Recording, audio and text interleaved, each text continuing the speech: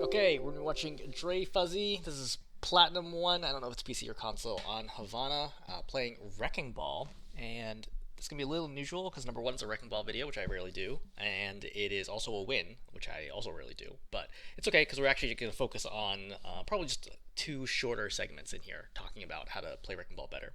So for starters, I'm not a big Wrecking Ball player at all. If I had the one-trick Wrecking Ball, I probably would cap out in mid diamond. That might be charitable. Maybe somewhere in diamond is probably where I would peak at wrecking ball until I got better. It's probably where my skill is right now. But I still think there's a lot that I can offer to this specific wrecking ball player. Maybe a little higher than mid diamond. Maybe I might be able to get like high diamond low masters. Anyway, this is what they said. I love Wrecking Ball. It's my favorite hero. That said, my ball gameplay is horrid. Bad engagements, bad movement, bad ball aim, terrible cooldown management, you name it. I push too many buttons. Since I only enjoy Overwatch when I feel like I'm playing well, regardless of win-loss, it makes it very frustrating when I feel like I always underperform. So any tips someone can give, any glaring weaknesses that can be pointed out, I would immensely appreciate it. I feel like I practically carried this game, don't currently have any loss replays, and that's a very unsatisfying feeling. I just want some feedback on the biggest problems I should address and tips on how to go about doing so. It'll be very much appreciated. Okay, so I did a pre-watch of some of this. We're definitely not going to go through the whole video at all. But we're going to talk about the essential gameplay loop of Wrecking Ball, which I'm stealing or have heard from Yeatle, right, which is one of the top ball players in the world. And Yeatle puts it this way, right? 3 S's. Scout, set up, strike. So look where the enemy team is, set up someplace where you can get a good angle to be able to roll into them, and then, go in for the kill. So I think what's really important is identifying what scouting means. Scouting means figure out like who on their team are you even going to be attacking and what is their current position. Okay, so for example, you're playing ball against ball. You don't want to attack the ball. Probably not. Unless the ball's super low, you don't want to be going for the ball. You want to be going for the Widow here, right? You don't want to be going for the Torb either. Torb will melt you, right? You want to be going for the Widow. You want to go for the Mercy or the Kiriko, right? But especially the Widow, you want to be going for number one. And setting up, or rather scouting, right? They're all going to be kind of sitting around cart, going down main. This is probably the scouting part here. I think is relatively easy. For the setup, you almost never want to roll in from the front. I think rolling from the front is very, very dangerous, and at higher ranks, you will get obliterated rolling in from the front. So you want to come in from the side, or from behind, or from above, anything that is not just going straight down the middle of their screen. That's number 2 for setting up. And number 3 for the strike. So the best possible strike you can get, right, which you'd always be looking for if you can get it, is, I think Guido calls it like the scoop and slam, which is where you come in, you bump them, while swinging up, and then you slam back into them, right? So it's a U shape or an upside down parabola. So you go in, right, boop, and then slam straight down. That is the best possible engagement you can get because you get the fireball damage, you knock them forwards towards your team, and then you slam them straight down to pop them up again. You will almost always get a kill if you can execute that correctly, right? Whether or not it's you or somebody else on your team, like, you will get kills. But if you do it from the other side, if you do it from the front, if I come in this way, bump, and then slam, it's going to knock them further away from my team, which makes it more likely that they will survive. So ideally, you come in from this angle, right? Scoop, and then slam down. So let's, like, that core gameplay loop, very, very, very important. All right, so let's watch this start. So you're playing close left here. I don't think this is a great position because there's lots of really close, like, doorways here, which is really hard for Wrecking Ball to roll through at speed. Number 1. Number 2, if they scout you in here, very hard for you to get out of here without taking a lot of damage, right? It's going to take you a while. And number 3, there's no verticality here, so you can't easily set up for the piledriver. Where could you set up instead? I think setting up over here, like on the flank, feels like a much better option, and they come towards you than reposition. I think even potentially setting up back here, if you could have done it early enough, would have also been a viable option. That's a little dangerous. They run Sombra.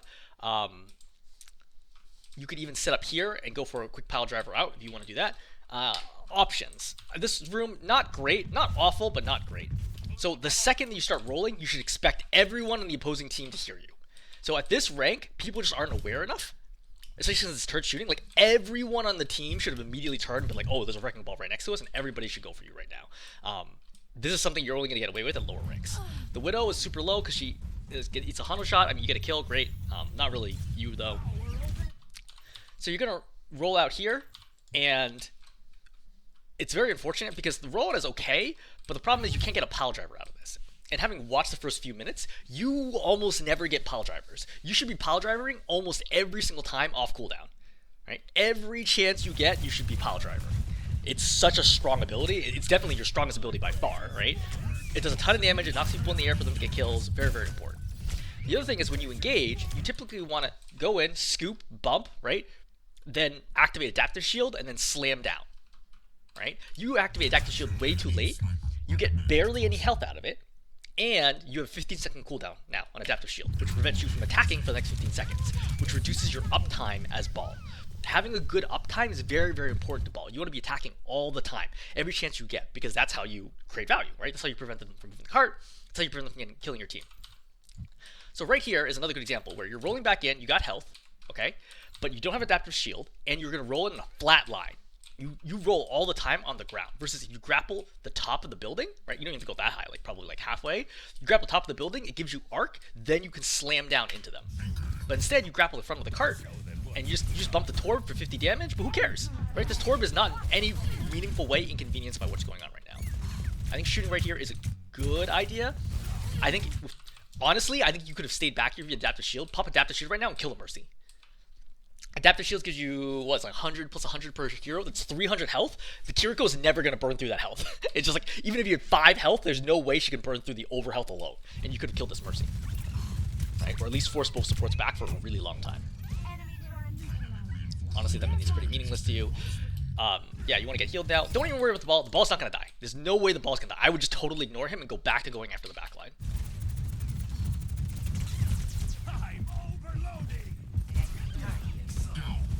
So you finally get a piledriver, but it's just on the Torb. You do manage to get a kill out of it. I think this rollout is fine, right? Target the Mercy. So now they have a Sombra, so you need to be careful. Okay, so Sombra's going to keep hacking you all the time. Let me confirm 1 second what the timing is. So it's got a 4-second cooldown, which is like pretty much not not reasonable play around. So you should expect to get hacked all the time. So ideally, you want to force the Sombra to hack before she's ready, right? And then do something about it, or be hacked in a position where it's not going to be a problem, and or kill her. Okay, so now you can't necessarily play in the backline as much. Now you need to play a little more with your team. This is another great example where you should definitely get a piledriver. If you arc, right, go over the top of this car and then jump, you should be able to get enough height for a piledriver here. You're just not jumping off objects such that you can get piledrivers. Again, piledriver all the time that you can. Going for the ball there is not valuable. Yeah, you really need going from front. Again, another good example where just grab up there, roll through, bump everybody, scoop, boop, right, scoop, slam. If she's gonna hack you, she's gonna hack you. It is what it is. This is not high value. I think that I would just shoot the Sombra right now. So you have piledriver. You really want to get this piledriver up or ulti. I think sitting over here is a waste of your time. So after Molten Core gets popped, like you can just regroup. Like go back here, play the Kiriko, like go after the Kiriko, for example. Would be a much better use of your time than trying to focus on card. Alright, now you get hacked. Is it Mega hacked? Mega's not there, unfortunate. So you get nanoed here. Miss. I think this is also another problem is you need to just let go of the grapple so that you can keep fireballing, right? If you let go of the grapple, you would keep rolling here with fireball and bump the Mercy, and then you can kill the Mercy with nano.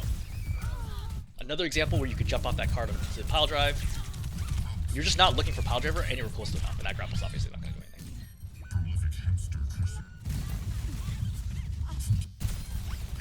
So nothing really interesting happens here. Yeah, your grapple movement just needs a lot of work, right? Like look at this, you slam into the wall, there's nobody there, right? Now you've lost your fireball, your ability to hit somebody with your fireball, and now you're stuck at close range with the enemy team. You're also not using adaptive shield at all. Instead, like for example, when you came down right now, and you did the slam, you could have adaptive shields right now and got 400 health, for example. And then you don't take all this extra damage, forces your supports to heal you, which gets you low. You see the Mercy's up in the air, and she's already taken some damage. I would be shooting the Mercy right now. You should still be shooting the Mercy. You should have just shot the Turb. Right.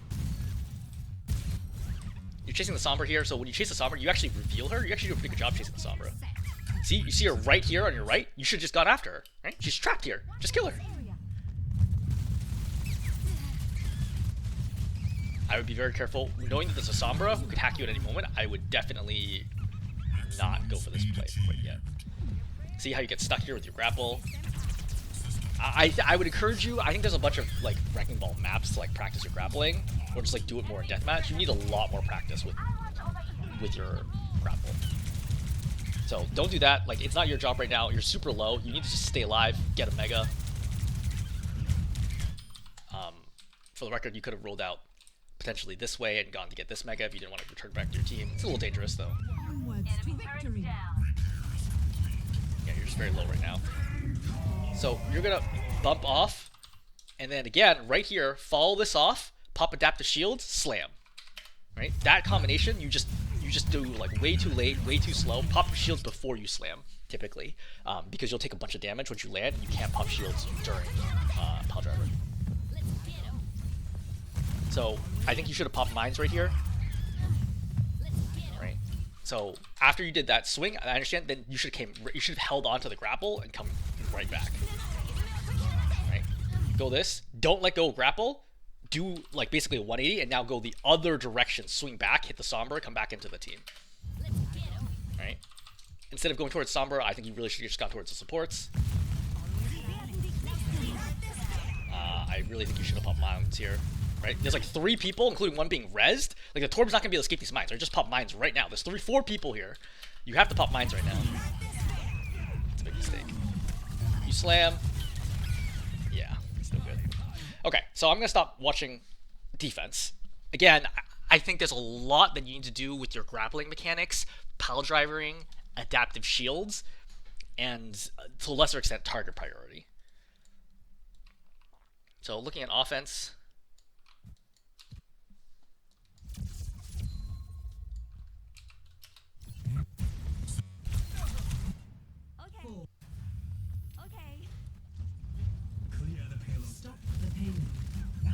Okay, so you hear the Sombra, you're looking for it, that's fair. I would not challenge that hog. Yeah, see, this is exactly what I'm talking about. It's like, don't run straight at people.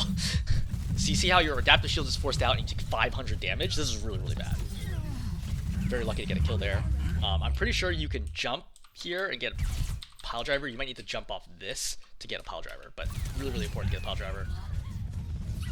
I don't think you know the text to wall jump, because I have not seen you do it once. So you can wall jump off of anything with an edge or a flat, like, perpendicular wall. You can wall jump in order to get slammed. It is so important to get slams all the time. You should have helped. Like, you see the Moira pursuing? You should have, like, booped her right now to get the kill. I don't think the Moira, I think the Moira faded in for that. Oh, no, she didn't fade. Right, you should at least force the fade back to save your Kiriko. It's pretty silly for you just to be standing here. I don't really know what's going on. I think you're trying to wait for the regroup. Again, wait to get health. You know, like, your supports are here. Just 200 health. Just get it. You're too far away to do damage to that turret. You see, you're not doing any damage to that turret. You're way too far away. I don't think you know the damage fall off. Again, you're constantly grappling things that are way too low.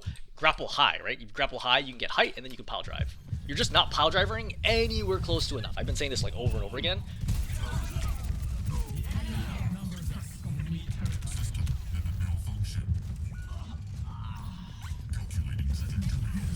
Yeah, walking straight down me in their face. This is not your job to try to do this. This is a terrible idea. That hog should just kill you. Like, there's no reason for you to be alive right now. That hog should just straight up hooked and killed you when you went in for that roll. Like, try to get on their side, right? Or at least wait for hog hook to be down. Okay, so I'm gonna stop there because I feel like, again, it's not worth it to talk about the overall macro sense of, like, how do we win games? Because plus you won this game. It's your basic ball mechanics, I think, need a lot of work, right? Grappling and piledrivering, grappling and piledriver are the 2 biggest areas where you need to improve a lot, in order to climb, right? And I think that you should just spend a lot more time practicing and thinking about how to improve this play and watching higher level ball play to think about how to maneuver around the battlefield, because everywhere you move you look very, very awkward. Like, not horrible, like, clearly you are playing ball, but you don't look like somebody who's played ball for like 200 hours, which is really where you need to be at in order to like feel maybe a lot better about your play.